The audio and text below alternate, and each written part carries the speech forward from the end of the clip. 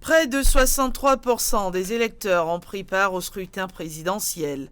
Un niveau de participation annoncé incertain, mais qui semble finalement avoir déjoué les pronostics. J'étais pas vraiment surprise parce que je me disais que c'était évident. Ça ne me surprend pas parce que j'ai remarqué durant la période de campagne que le président Ouaddaï a su gagner la confiance de la population. D'accord ou pas, la population est sortie et est allée voter. Et c'est ça qui a augmenté le taux de participation. Entre surprise, scepticisme et sens du devoir, les perceptions varient.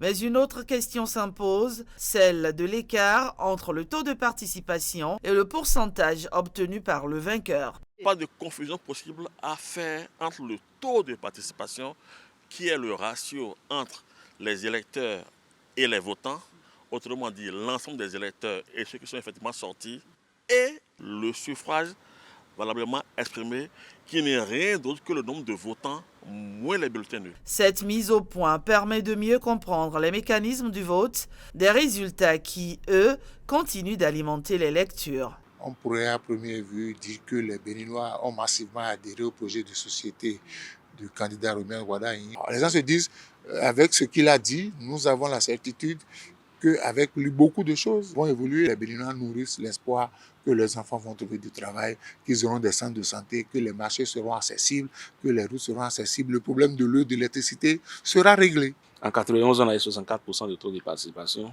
En 96, 78%. En 2006, 67%. En 2016, 64%. Et 2026, maintenant, 63, quelques %. Pratiquement le même taux qui a consacré l'avènement du Parti Talon au pouvoir. Il n'y a pas sensiblement de grandes différences. Participation saluée pour les uns, relativisée pour les autres. Une chose est certaine, ce scrutin met surtout en lumière des attentes fortes au sein de l'opinion.